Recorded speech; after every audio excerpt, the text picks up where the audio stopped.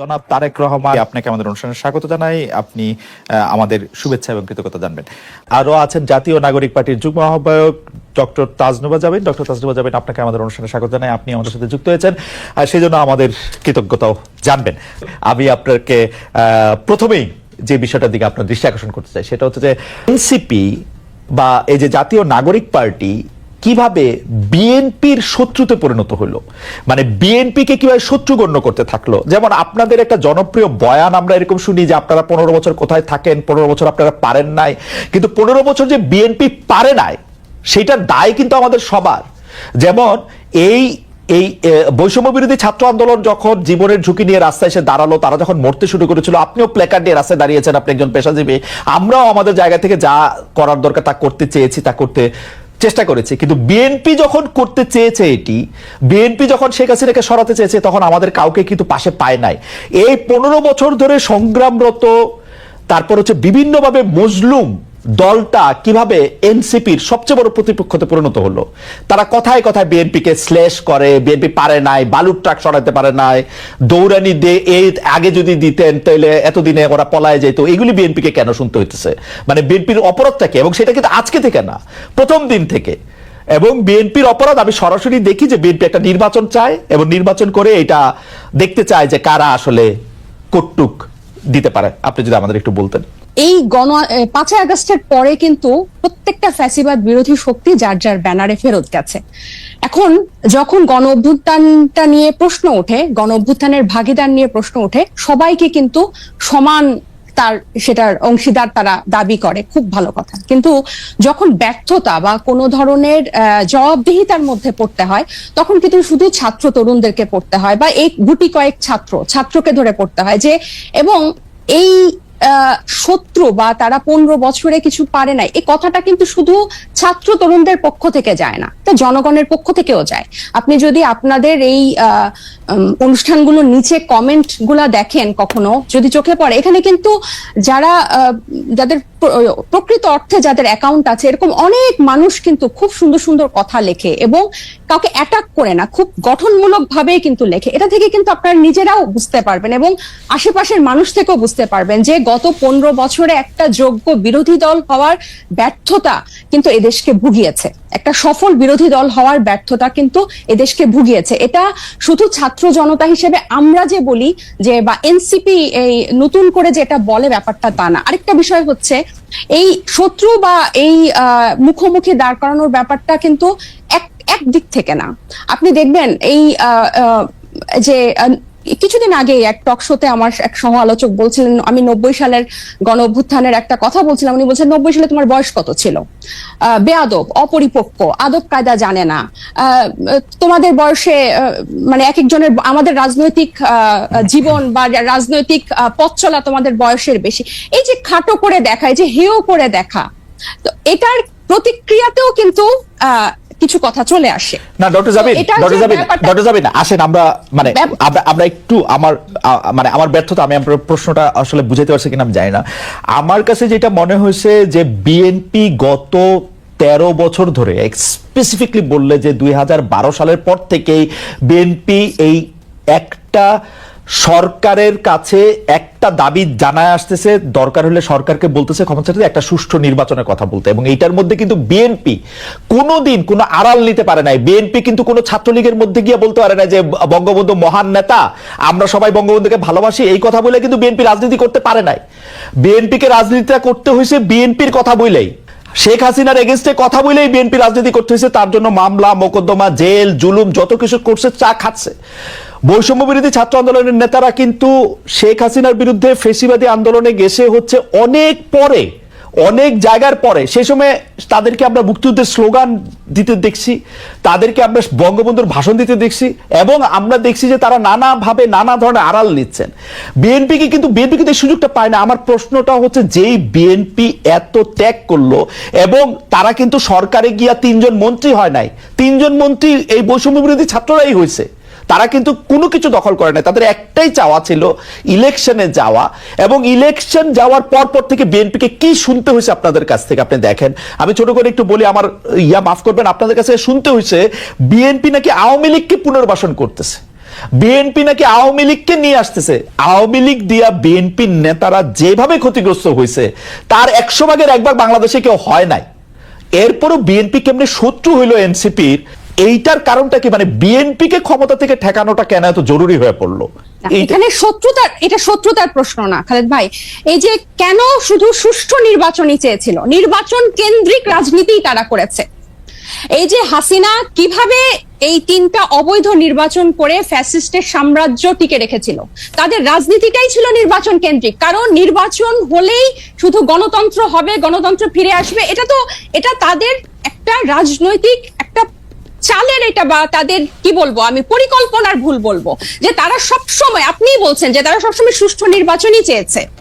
কেন তারা হাসিনার এই যে তার যে সাম্রাজ্য, 3টা বিভাগ, এই যে সবকিছু তার একক কর্তৃত্বে, একক হাতে, প্রত্যেকটা রাষ্ট্রীয় প্রতিষ্ঠানের একটা ইট পাতা যে হাসিনার কথা ছাড়া বা স্বৈরশাসকের কথা ছাড়া চলতো না, বা মানুষকে সম্পৃক্ত করার যে রাজনীতি, এটা তো বিএনপি করতে ব্যর্থ হয়েছে। এবং জনগণের কথা না বলে, জনগণ এই যে এখনো তারা যে 31 দফা বলে বলে যেসব গণভোট অসম্ভব বলছে, যেসবে আমরা জনগণকে সম্পৃক্ত করতে চাচ্ছি, বিএনপি আবার সেসব জায়গায় জনগণকে দূরে ঠেলে দিয়ে আবার নির্বাচনের কথা বলছে। এখানে কিন্তু আপনি দেখেন তারা কিন্তু আবার জনগণকে নিজেদের থেকে দূরে সরাচ্ছে। জনগণ কিন্তু তাদেরকে চাচ্ছে, এবং তারা একটা প্রতিষ্ঠিত রাজনৈতিক দল, তারা নির্যাতিত রাজনৈতিক দল। আপনি নিজেই বলছেন যে তারা সব সময় সুষ্ঠু নির্বাচন চেয়েছে। একটা দেশের গণতন্ত্র কি শুধু সুষ্ঠু নির্বাচনের, একমাত্র শুধু সুষ্ঠু নির্বাচনের মধ্যে এই নির্বাচন ব্যবস্থাটা কিরকম, এই নির্বাচনটা দাঁড়িয়ে আছে কিসের উপর? এই যে এই নির্বাচন কমিশনার গুলা, বিচারক এবং প্রত্যেকটা রাষ্ট্রীয় প্রতিষ্ঠান, তাদের মন্ত্রিসভাগুলা কিসের উপর দাঁড়িয়েছে? আইন শৃঙ্খলা বাহিনী, পুলিশ, র্যাব, প্রত্যেকটা গোয়েন্দা বাহিনী কিসের উপর দাঁড়িয়ে আছে? এগুলোর সংস্কারের কথা, এগুলোর বিরুদ্ধে কথা, প্রত্যেকটা সবসময় তাদের একটা উপর দিয়ে কথা, যে চেষ্টা করা হবে, পরিবর্তন করা হবে, কিন্তু স্পেসিফিক্যালি উপায়টা কি, পথটা কি, তারা জনগণের কাছে সেটা পরিষ্কার করে না। যেটা ছাত্র জনতা বা এখন পরবর্তীতে হয়েছে, হয় আন্দোলনটা কোটা বিরোধী আন্দোলন দিয়ে শুরু হয়েছিল, এবং সব সময় কিন্তু এটা একটু বাংলাদেশের ইতিহাসে প্রথম না, একটা দিয়েই শুরু হয়েছিল। কিন্তু এই পুঞ্জীভূত যে স্বৈরশাসকের 15 বছরের যে পুঞ্জীভূত ক্ষোভ, সেটা কিন্তু প্রকাশিত হয়েছে একটা সিস্টেম, একটা ধাপ পেরিয়েই কিন্তু সেদিকে গিয়েছে। এবং আমি একটু বলি, এবং বিএনপিকে যে এই শত্রু মনে করা না, আমরা কিন্তু চাচ্ছি বিএনপিকে জাতীয় ঐক্যমত্য নিয়ে আমরা একসাথে সবাই মিলে আমরা ঐক্যমতে পৌঁছাই সংস্কারের বিষয়ে, যে মৌলিক কিছু সংস্কার হোক, তারপর নির্বাচন যে 2টা টাইম লাইনে আছে তার মধ্যেই হবে, এবং প্রত্যেকটা দল, নিবন্ধিত দল সেখানে অংশগ্রহণ করবে। এবং বিএনপির কেন্দ্রীয় নেতৃত্বের নিয়ন্ত্রণ স্থানীয় পর্যায়ে নেই। আমরা প্রশ্নটি এমন ভাবে করতে চাই যে একই বিষয় কি এনসিপির জন্য সত্য না? এনসিপির কি সব জায়গায় নিয়ন্ত্রণ আছে? জামিন, আপনি শুনছেন কিনা আমি জানি না, মনিয়াপা শুনছেন কিনা আমি জানি না, আমি তো শুনছি এনসিপির পরিচয় দিয়ে স্থানীয় পর্যায়ে বহু লোক বহুভাবে চাঁদাবাজি করছে, বহু লোক বহুভাবে এনসিপির পরিচয় দিয়ে, সমন্বয়ক পরিচয় দিয়ে, আহ্বায়ক পরিচয় দিয়ে বহু লোক বহুভাবে চাঁদাবাজি করছে। এইটা আপনি এটাকে কিভাবে দেখেন? আর বিএনপির মানে বিএনপির কি প্রবলেম, সেটা নিয়ে এনসিপির বিবৃতি দেওয়ার কারণ কি? মানে এইটা এটা এটা এটা এটা আপনি কি আসলে কিভাবে দেখেন? আসলে বিএনপির কারো দ্বারা যদি কেউ আক্রান্ত হয়, সে আইনের ব্যবস্থা নিতে পারে। আপনারা একটি রাজনৈতিক দল হয়ে আরেকটি রাজনৈতিক দলের কোথায় নিয়ন্ত্রণ আছে, কোথায় নিয়ন্ত্রণ নাই, সেটি বলার কারণ কি আসলে? কিছুদিন আগে প্রথম আলোর একটা জরিপ আমি একটু দৃষ্টি আকর্ষণ করতে চাই, যেখানে 7ই আগস্ট 2024 থেকে 31শে মার্চ 2025 পর্যন্ত একটা রিপোর্ট প্রকাশিত হয়েছিল বিএনপি এবং তার সহযোগী অঙ্গ সংগঠনের অপরাধের একটা তালিকা, যেখানে আর্থিক এবং মৌখিক সহিংসতা মানে হুমকি, চাঁদাবাজি, এটা ছিল 372টা, এবং শারীরিক সহিংসতার রেকর্ড ছিল মানে মারামারি, সংঘর্ষ, সেটা ছিল 488টা, এবং মৃত্যু 70টা। এবং এছাড়াও আপনারা জানেন যে হাতিয়ায় আমাদের হান্নান মাসুদের উপর সংঘর্ষ হয়েছে, হামলা হয়েছে, এবং প্রত্যেকটা জায়গায় আপনি যে বললেন এনসিপির অসংখ্য প্রতিনিধি করছে, আমাদের কিন্তু এনসিপির একটা আহ্বায়ক কমিটি ছাড়া আর কোনো জায়গায়, আমাদের নাগরিক কমিটির বিভিন্ন কমিটি ছিল, কিন্তু এনসিপির কোনো জায়গায় এখনো কোনো প্রতিনিধি দেওয়া হয় নাই বা কমিটি দেওয়া হয় নাই। তো যারা অপরাধ করছেন বা যারা এই নাম ভাঙিয়ে, সমন্বয়ক নাম ভাঙিয়ে বা এখানকার আহ্বায়ক নাম ভাঙিয়ে যারা চাঁদাবাজি করছেন, তাদের কিন্তু গ্রেফতারও হচ্ছেন, এবং তাদেরকে কিন্তু আইনের আওতায় আনা হচ্ছে। আরেকটা যেটা, এবং এই যে সত্যি মানে আপনার জনাব সার্জিস আলম, আপনাদের একজন নেতা, উনি যে 155টা গাড়ি নিয়ে ওখানে গেছেন, তার আগে হান্নান মাসুদও গাড়ি নিয়ে গেছেন, সেটাতে চাঁদাবাজি করছেন, সেটা অনেকেই বলতেছেন। আপনারা কি এটা তদন্ত করছেন? আপনারা তো এটা বিবৃতি পর্যন্ত দেন নাই। আমরা একটা চিঠি দেখছি ফেসবুকে, আপনাদেরই আরেকজন তাকে একটা প্রশ্ন করেছেন, মনে হচ্ছে যে এটা ছেলে খেলা। একটা লোক 155টা গাড়ি নিয়ে শোডাউন করতেছে, পরে আবার ব্যাখ্যা দিচ্ছে যে এটা তার দাদার টাকা, বাবার টাকা। আপনারা এটা কিছু বলতেছেন না, কোন রকম তদন্ত করতেছেন না। আপনারা বলতেছেন যে আমরা খালেদ ভাই গত এই ঈদের আগে এই সার্ভিসের ব্যাপারটা নিয়ে মনে হয় আমরা যে কয়টা গণমাধ্যমের সাথে কথা বলেছি, টকশোতে গিয়েছি, প্রতিনিয়ত এটা নিয়ে কথা বলেছি, এবং এটার প্রশ্ন জবাবদিহি আনুষ্ঠানিক বিবৃতি দিয়েছেন, এনসিপি আনুষ্ঠানিক বিবৃতি দিয়েছে। আমাকে শেষ করতে দেন, আমাকে একটু শেষ করতে দেন। জি, আপনি শেষ করেন। যেখানে যে মানে আমাদের তো শুধু একজন তারেক রহমান নাই যে যিনি কথা বললে ওই কথাটাই মানে বেদবাক্য হবে। আমরা সবাই কিন্তু এখানে যেহেতু এটা একটা কালেকটিভ নেতৃত্বের একটা দল, এবং সবাই আমরা বিভিন্ন জায়গায় কথা বলছি, গণমাধ্যমের সাথে কথা বলছি। আমরা বারবার বলেছি যে এই তারা যে পাল্টাপাল্টি বক্তব্য দিয়েছে ফেসবুকে, এটা সম্পূর্ণ তাদের ব্যক্তিগত একটা পোস্ট, এবং তারা সেভাবে সেটা হ্যান্ডেল করেছে। আমি আরো বলি যে আপনি আমাকে যে কথাটা শেষ করতে দিলেন না, তো এই যে বিভিন্ন জায়গায় যে তাদের এই সহিংসতা এবং তাদের যে স্থানীয় পর্যায়ে নিয়ন্ত্রণ নাই, এটা স্বয়ং তাদের দলের যে তারেক রহমান সাহেব, উনি নিজেও কিছুদিন আগে, এই 2-1 দিন আগে, ঈদের আগে একটা বক্তব্যে বলেছেন যে যারা এরকম করছেন তাদেরকে উনি ডিজোন করেন বা টানতে পারেন না। সো এটা প্রমাণিত যে তাদের স্থানীয় পর্যায়ে তাদের ইয়াটা নাই, কন্ট্রোলটা নাই, এবং নিজে উনি এই কথা স্বীকার করেছেন। আর আমাদের দলের সাথে যে আপনারা বিএনপির তুলনা করছেন, এটা এই কারণে আমি বলবো যে আমরা এখনো সাংগঠনিক ভাবে ওভাবে বিস্তার লাভ করি নাই। নতুন একটা রাজনৈতিক দলে অনেকেই কিন্তু শেল্টার নিতে চাইবে বা নাম ভাঙিয়ে এটা করতে চাইবে, কারণ এই যে এইগুলো কিন্তু এই 1 মাস আগে আমরা এসে নতুন করে তৈরি করি নাই, বরং এই পুরনো রাজনৈতিক অপসংস্কৃতির মধ্যে আমরা এসেই জন্ম নিয়েছি। সো এখন আমাদের উপর দায়িত্ব এসব রাজনৈতিক অপসংস্কৃতি পরিষ্কার করা এবং ফেরেশতার মতো বিহেভ করা। সো আমরা কিন্তু অথবা আপনার দায়িত্ব, ডক্টর জাবির, অথবা আপনাদের দায়িত্ব হচ্ছে ওই সংস্কৃতিটারও বেশি করে করা। একটু খালেদ ভাই আমি শেষ করি। ওই সংস্কৃতি বেশি করা না, ওই সংস্কৃতির বিরুদ্ধে কথা বলা। আমরা এই রাজনৈতিক অপসংস্কৃতির বিরুদ্ধে কথা বলতে চাই, এবং এটা শুধু বিরুদ্ধে কথা বলা না, আমরা এটা চর্চাটাও করতে চাই। এবং আপনি যখন বলেন যে গণ অভ্যুত্থান, বা আপনারা যখন বলেন যে গণ অভ্যুত্থান এই কোটা বিরোধী আন্দোলন দিয়ে শুরু হয়েছিল, ছাত্রদের ডাকে হয় নাই, এটা গত 15 বছর বিএনপি নির্যাতিত হয়েছে, এটা যেমন সত্য। 24-এর গণ অভ্যুত্থান বৈষম্য বিরোধী ছাত্র আন্দোলনের ব্যানারে হয়েছে, বিএনপি সেই ব্যানারে এসে আন্দোলনে অংশ নিয়েছে, সেটাও সমান পরিমাণ সত্য। এখানে এটা অস্বীকার করে কোনো উপায় নাই। ঠিক একইভাবে গণ অভ্যুত্থানের যেভাবে সবাই হকদার, এই রাজনৈতিক অপসংস্কৃতি দূর করার দায়িত্ব 1 মাস আগে জন্ম নেওয়া একটা দলের যেরকম দায়িত্ব, 47 বছর আগে জন্ম নেওয়া একটা দলের দায়িত্ব। আমরা শুধু একটা বিবৃতি দেই নাই দেখে আপনি আমাদেরকে প্রশ্ন করতে পারেন, কিন্তু একটা বিবৃতি না। আপনার কথা শেষ হলো, আমি একটু বলি, মানে এটা কথা শেষ হলো। আপনি তো বলে যাচ্ছেন, এত সুন্দর চমৎকার কথা বলেন আপনি, আপনাকে শুনতে খুব ভালো লাগতেছে, কিন্তু আপনি যদি আমাকে একটু সময় দিতেন। জি বলেন।